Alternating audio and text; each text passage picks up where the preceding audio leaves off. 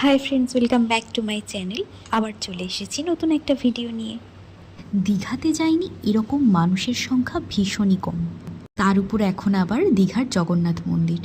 কিন্তু দীঘাতে গিয়ে বিচিত্রপুরে গেছেন এরকম মানুষের সংখ্যাও কিন্তু কম। আজকে চলেছি সেই জায়গা নিয়ে কথা বলতে। দীঘা থেকে বিচিত্রপুরের দূরত্ব 12 কিলোমিটার। যেতে সময় লাগে মোটামুটি আধ ঘন্টার মতো। তো দীঘার ট্যাক্সির স্ট্যান্ড থেকেই কিন্তু আপনারা বিচিত্রপুর যাওয়ার গাড়ি পেয়ে যাবেন। তো আমরা বিচিত্রপুরের সাথে আরও কিছু জায়গায় গিয়েছিলাম। তো আমাদের দুজনের ভাড়া পড়েছিল 1200 টাকা। বিচিত্রপুরটা বিখ্যাত এখানকার ম্যানগ্রোভ অরণ্যের জন্য, অর্থাৎ গরান বন। তো এখানে যেতে গেলে আমাদের এই যে বোটে করে যেতে হবে, তো সেটাতে জনপ্রতি ভাড়া হচ্ছে 300 টাকা করে। তবে এটা কিন্তু শেয়ার করে যেতে হবে। এবার আপনাদের যদি বড় গ্রুপ থাকে তো সেক্ষেত্রে সমস্যা নেই, তবে একটা বোটে মোটামুটি 6-7 জন বসতে পারে। তবে আপনাদের একটু ওয়েট করতে হবে যতক্ষণ না এই বোটটা ভর্তি হচ্ছে।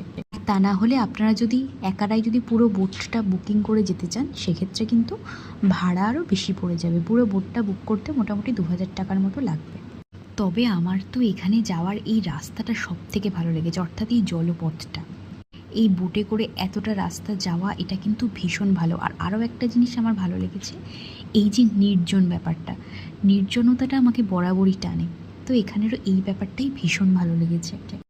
আপনারাও যদি দীঘাতে গিয়ে থাকেন এবং এখনও যদি বিচিত্রপুর না গিয়ে থাকেন, তাহলে কিন্তু নেক্সট টাইম দীঘাতে গিয়ে অবশ্যই বিচিত্রপুর যাবেন, বেশ ভালো লাগবে। এখানে নেমে কিন্তু একটা দোলনাও দেখতে পাবেন।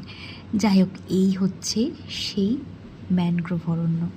এটা এখন কিন্তু আপনারা দেখুন জল দেখতে পাচ্ছেন না, অল্প কিছু কিছু জায়গায় জল। তবে কখনো কখনো কিন্তু এই জায়গাগুলো বেশ জলে ভর্তি হয়ে যায়। তবে এখন শুকনো থাকায় আমরা বেশ সহজেই যাতায়াত করতে পারছিলাম। তবে আমরা কিন্তু এটা বর্ষাকালেই গিয়েছিলাম। আর এই যে এখানের এই যে লাল কাঁকড়া একদম ঠিক ঠিক করছে চারিদিকে। আমার তো ক্যামেরাটা এতটা ভালো নয় বলে ওই জন্য সবটা ভালো করে ক্যাপচার করতে পারলাম না, কিন্তু খুব সুন্দর লাগছিল। নির্জন জায়গায় কাপল ফটোশ্যুট করার জন্য কিন্তু এটা আদর্শ স্থান। এরকম সব ভিডিও দেখতে গেলে আমার চ্যানেলকে সাবস্ক্রাইব করে দিন। টাটা।